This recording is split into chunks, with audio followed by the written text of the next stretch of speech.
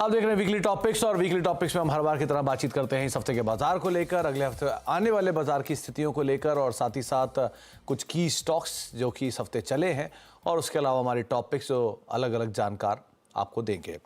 बाजार पर तो हम बातचीत कर ही रहे हैं, लेकिन शर्मिला मैम एक सेक्टर जो है ना वो इस बार थोड़ा और लाइमलाइट में आया, वो है आईटी स्पेस। आईटी में मिड कैप आईटी ने वापस रफ्तार पकड़ी। मिसाल तौर पे कोफोर्स वापस चलना शुरू हुआ, सेलेक्टिव आईटी में से विप्रो चलना शुरू हुआ, टीसीएस वापस 4000 के ऊपर आ गया, क्योंकि अब अर्निंग में सबसे पहले इन्हीं के आते हैं। तो क्या उम्मीदें लगाकर चलें आईटी स्पेस से, और यहाँ पर क्या करके चला जाए, क्योंकि एक्सेंचर के नंबर में थोड़ी गाइडेंस कटती, लेकिन अदरवाइज क्या उम्मीदें लगाई जाए पूरा आईटी स्पेस से? सो आई थिंक कि गिवन कि जैसे कि आपने जिक्र किया एक्सेंचर ने जिस तरह के गाइडेंस दी है, तो उसके चलते ऐसे लग नहीं रहा है कि जो आपके जो दिग्गज स्टॉक्स है विच इज इन्फोसिस, टीसीएस, उनके शायद नतीजों में उसका असर दिखेगा, because it is a similar size and range of business that they would approach. तो वो देखेंगे हम, और उस तरह से आई थिंक स्टॉक प्राइस का मूवमेंट भी दिखा है। But the other side what you said is also true कि ज्यादा बाइंग हमेशा मिड कैप्स में रही है, क्योंकि उनके वर्टिकल्स अलग है, वो फोकस वर्टिकल्स है, वहां पर बिजनेस ठीक ठाक रहा है। और मुझे लगता है कि ओवरऑल आईटी स्पेस को लेकर ना आपको एक चीज भूलनी नहीं चाहिए कि Fed at the end of the day has still not said कि वो रेट कट्स नहीं करेंगे। तो इनफैक्ट कि जिस तरह की उनकी कमेंट्री थी उससे ऐसे सजेशन तो अभी भी ये स्ट्रांग है कि 2 रेट कट्स इस साल में आएंगे, and I think that will have its positive play out on IT as a sector. सिर्फ ये देखना पड़ेगा कि कब वो रेट्स आते हैं और वो क्या क्वांटम में आते हैं। सो ओवरऑल मेरे हिसाब से लार्ज कैप्स को लेकर थोड़ा न्यूट्रल रही है, लेकिन मिड कैप्स में पॉजिटिव ही रही है। तो लार्ज कैप थोड़ा न्यूट्रल रहेंगे, लेकिन मिड कैप के ऊपर आपको नजर रखनी होगी, और मिड कैप में एक्शन वापस आया भी है। ओके, लौटते हैं शर्मिला मैम, अगला स्टॉक आपकी तरफ से।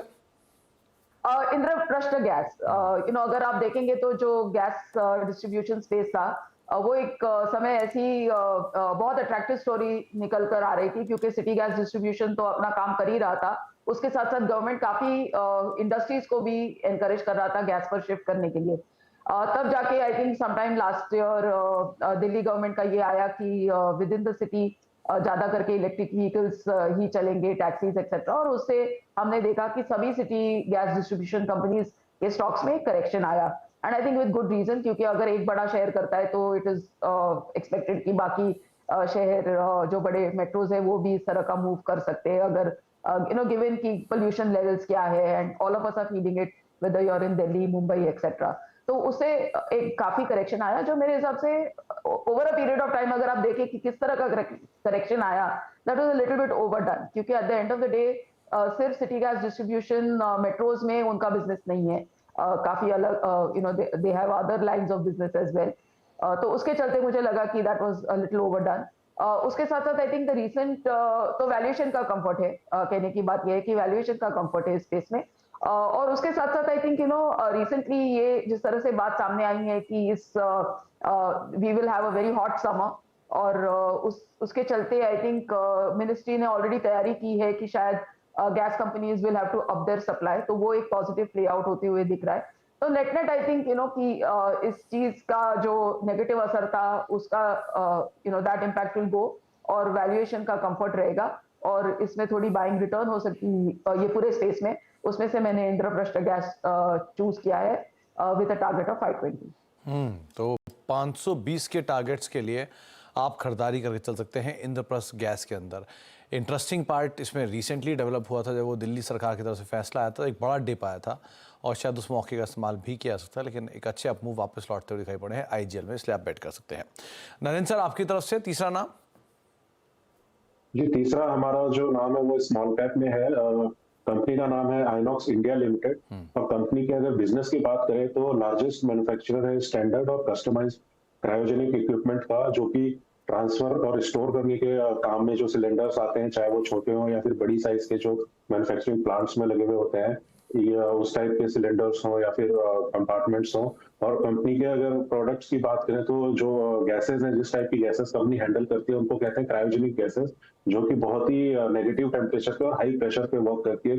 तो इसमें एक बहुत बड़ा एंट्री बैरियर है, क्योंकि ये आसान नहीं होता है इस टाइप के प्रेशर को हैंडल कर पाना और एडिक्वेटली ट्रांसफर कर पाना। इसमें बहुत सारा R&D और इन्वेस्टमेंट आपका लगता है, और इसमें अगर आप ग्रोथ की बात करें तो बहुत ही बेहतरीन कंपनी का ग्रोथ रन है, क्योंकि आज की डेट में ऑलमोस्ट ऐसा कोई सेक्टर नहीं है जहाँ पे क्रायोजेनिक गैसेस का कहीं ना कुछ यूज ना होता हो, चाहे वो हीलियम हो, हाइड्रोजन हो, नाइट्रोजन हो, ऑक्सीजन हो, CO2 हो, LNG हो, या फिर इथाइलिन या और भी केमिकल्स स्पेस हो।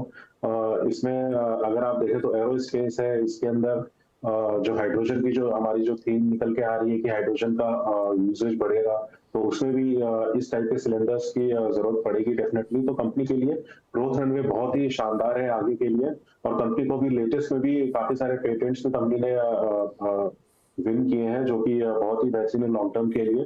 तो इसमें हमको बहुत ही स्ट्रॉन्ग मोमेंटम लग रहा है कंपनी के बिजनेस में आने वाला है, और इसको लॉन्ग टर्म के लिए इन्वेस्टमेंट के लिए रख सकते हैं। इसमें हमारा टारगेट है 1675 रुपीज का। तो ये हाल की लिस्टिंग आयनॉक्स इंडिया, जिसके बाद स्टॉक ने एक अच्छा रिटर्न भी दिया है, लेकिन 1675 रुपये के फर्दर टारगेट्स के लिए आप यहाँ पे खरीदारी करके चल सकते हैं। और एक बात जो नरेंद्र सर ने बोली कि ये स्टॉक में जो एंट्री बैरियर है वो बहुत क्रूशल पार्ट है। नरेंद्र सर, करीब करीब 934-935 रुपये के आसपास ये IPO लिस्ट हुआ था, अगर मैं गलत नहीं हूँ तो। उस समय पर भी ये रफली 30-40% प्रीमियम पर ही लिस्ट हुआ था, तो 700-750 रुपये के आसपास का IPO ऑलमोस्ट डबल हो चुका है। सो इतनी शॉर्ट ड्यूरेशन में इतनी बढ़िया गेन आने के बाद अब जो गोइंग फॉरवर्ड नंबर्स हैं उसमें क्या की ट्रिगर रहेंगे जो कि इतनी अच्छी सपोर्टिव बाइंग से मिल सकती है? जी, इसमें जो ऑर्डर विंस जो भी आएंगे कंपनी के लिए वो काफी क्रूशियल रहेगा। उसके साथ साथ जो एग्जीक्यूशन पिकअप होगा ऑर्डर्स का, वो भी काफी अच्छा इंप्रूवमेंट दिखाएगा। तो ये दो की फैक्टर्स रहेंगे आगे आने वाले दिनों में ट्रैक करने के लिए। तो हमको लगता है कि इसमें ऑर्डर विंस और जो ऑर्डर एग्जीक्यूशन है वो भी अच्छा पिकअप रहेगा। तो 1675 रुपये के टारगेट्स के लिए आप आइनॉक्स इंडिया पर बेट कर सकते हैं। एक बढ़िया तेजी इसने लिस्टिंग के बाद से अब तक दिखाई भी है, लेकिन नरेंद्र सर मानते हैं कि शायद इसमें अपमूव जो है वो आगे भी कैरी हो सकता है। शर्मिला मैम, आपकी तरफ से तीसरा स्टॉक। थोड़ी देर पहले हम बात कर रहे थे कि किस तरह से हमने अच्छा डेटा आते हुए देखा है। आपने HDFC बैंक का जिक्र किया, तो host of other finance companies का भी डिसबर्समेंट डेटा काफी अच्छा आया है। उसमें से एक नाम है आवास फाइनेंशियर्स। ये भी एक वैसे नई लिस्टिंग ही है और अफोर्डेबल हाउसिंग फाइनेंस कंपनी है। तो ओवरऑल मुझे real estate as a space काफी पसंद है। मुझे लगता है कि जो ग्रोथ आएगी वो Tier 2, Tier 3, Tier 4 सिटीज में ज्यादा रहेगी, और ऐसे ही स्पेस में ये कंपनी प्रेजेंट है। उसमें भी अफोर्डेबल हाउसिंग स्पेस में प्रेजेंट है। नॉर्दर्न इंडिया, राजस्थान में उनका काफी अच्छा प्रेजेंस है। दो तीन दिक्कतें आई थी ये स्टॉक में। स्टॉक प्राइस काफी करेक्ट हुआ है। एक तो there has been a management change, I think May 2023 में। उसके साथ साथ थोड़े बड़े नामों ने भी एग्जिट लिया। आई थिंक प्रोमोटर्स का भी थोड़ा सेलिंग रहा, तो ये थोड़े नेगेटिव, इसका भी एक नेगेटिव इम्पैक्ट रहा स्टॉक पर। लेकिन अगर आप देखें कि वो एक that is more of a sentiment hit, क्योंकि अगर आप नंबर्स देखेंगे तो नंबर्स काफी पिछले क्वार्टर के भी और दोनों क्वार्टर्स के काफी ठीक ठाक आए हैं। और अभी जो डिसबर्समेंट डेटा आया है दैट इज ऑब्वियसली वो भी काफी पॉजिटिव है। दैट सीम्स टू सजेस्ट कि एक बहुत अच्छी नोट पे ये company to lend its year.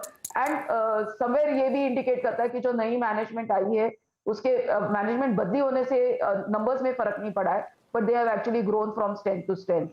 So given the fact कि valuations मुझे ठीक लगते हैं, I like the space the company is in, सब चीजों को मिलाकर मुझे लगता है कि ये एक अच्छा बाय हो सकता है with a target of 1800। तो 1800 के टारगेट्स के लिए आप आवास फाइनेंशियल्स को अदरवाइज देख सकते हैं। क्योंकि शर्मिला में आपने फाइनेंशियल्स का स्पेस का जिक्र किया है, तो बजाज फाइनेंस भी इस हफ्ते का एक और अंडर परफॉर्मर रहा है, क्योंकि वो Q4 अपडेट उसके भी आए हैं और वहाँ से निराशा हाथ आई है, तो वो टूटा भी है। उम्मीदें बहुत है बजाज फाइनेंस से, लेकिन परफॉर्मेंस वैसी नहीं है जैसी उम्मीदें HDFC थी, उसने परफॉर्म कर दिया। इससे नहीं, इससे परफॉर्म उम्मीदें, लेकिन परफॉर्म नहीं हो रहा है। सो यहाँ पर क्या करें जिनके पास है? सो वेरी ऑनेस्टली ये जो दोनों बजाज ट्विंस है ना, वो आपको साल में एक दो बार इस तरह के मौके देते हैं जिसमें आप बाई कुछ ना कुछ नेगेटिव आ जाता है ना, in terms of either some industry view या कंपनी रिलेटेड व्यू, और आपको एक बाइंग की अपॉर्चुनिटी मिलती है। तो मेरे हिसाब से उसका फायदा लेना चाहिए और बाइंग करनी चाहिए। मेरे हिसाब से आज भी स्टॉक काफी रिकवर हुआ from the levels it went to. तो I am positive on the stock, but मुझे लगता है कि नजर ऐसे ही स्टॉक्स पर भी रहने चाहिए जिनमें करेक्शन बहुत आया और अब डेटा अच्छा आया है। और बजाज फाइनेंस में अगर आपको डिप मिले तो डेफिनेटली बाय करिए। तो बजाज फाइनेंस मतलब ये बात का रेफरेंस पॉइंट था खाली आवास फाइनेंसर का, लेकिन अदरवाइज आप बजाज फाइनेंस के ऊपर भी अगर आप निवेशित हैं तो करीब करीब ये हफ्ते में इसके भी Q4 के अपडेट आए थे, इसलिए भी इसे बातचीत करना ज़रूरी था। लेकिन अपडेट्स के बाद ये थोड़ा टूटता हुआ दिखाई पड़ा, 8 साढ़े 8% पिछले 6 महीने में टूटा भी है।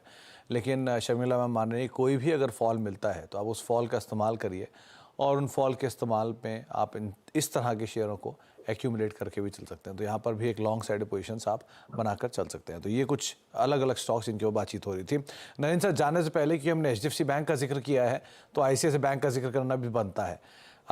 उसकी परफॉर्मेंस के ऊपर या विज़ावी HDFC बैंक के सामने अभी ICICI बैंक पोजीशन कैसा लग रहा है आपको? जी, प्रिफर्ड प्राइवेट बैंक्स में हमारा ICICI बैंक ही है और HDFC बैंक में आज के जो नंबर्स आए वो definitely market point of view से एनकरेजिंग है, प्लस इसके अंदर फ्लोस का भी एक काफी अहम हिस्सा रहा है। तो मेरे हिसाब से ये क्वार्टर से आप मान सकते हैं कि जो वर्स्ट है वो बिहाइंड हो जाएगा HDFC बैंक के लिए, बट स्टिल जो पूरी तरीके से जो मर्जर का इम्पैक्ट है उससे बाहर आने में अभी भी एक दो क्वार्टर बिल्कुल लग सकता है, और जो पुरानी जो इसकी ग्रोथ रेट थी उस वहां पे वापस आने में डेफिनेटली एक दो क्वार्टर लगेगा। तो फिर तब के लिए ICICI bank preferred.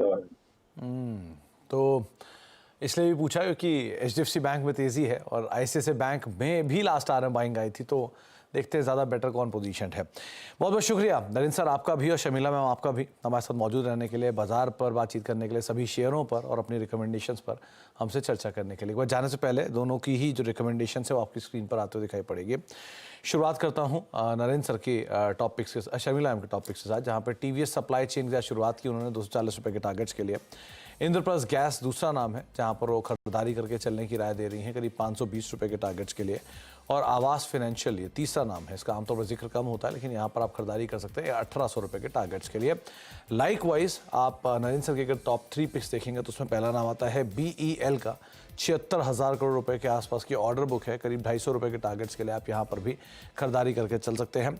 APL Apollo tubes 7000% का रिटर्न पिछले 10 साल में दे चुका है, लेकिन नरेंद्र सर को लगता है कि अभी भी नई कैपेसिटीज़, नए ऑर्डर्स का इम्पैक्ट आता हुआ दिखाई पड़ सकता है। 1800 रुपये के टारगेट्स के लिए आप यहाँ पर भी खरीदारी करके चल सकते हैं स्टॉक के लिए। और साथ ही साथ कुछ और स्टॉक की अगर बात किया तो उसमें आइनॉक्स इंडिया, जहाँ पर अभी रिसेंट की लिस्टिंग है, 6 महीने में बढ़िया पैसा बना के दिया, डबल भी हुआ शेयर। लेकिन यहाँ पर भी जो कंपनी के लिए नए ऑर्डर्स काम काज कर रहे हैं वो ऑर्डर्स के लिहाज से आप खरीदारी कर सकते हैं करीब करीब 1675 रुपये के टारगेट्स के लिए। स्लोली एंड स्टेडली अब हम अर्निंग सीजन की तरफ जा रहे हैं, तो अगले हफ्ते में अर्निंग सीजन का एक बड़ा इंपैक्ट होने वाला है, तो उस लिहाज से भी आप नज़र रखेंगे। लेकिन हफ्ते के आखिरी साइड पर आएगा तो वो भी एक बड़ा इवेंट अवेटेड है, तो उस इवेंट के लिहाज से अगला हफ्ता भी क्रूशियल हो सकता है। इन सब आंकड़ों के बीच में अब वीकली टॉपिक्स को ही समेटेंगे। एक ब्रेक का वक्त है और ब्रेक के उस पार भी खबरों का सिलसिला लगातार बना रहेगा। नमस्कार।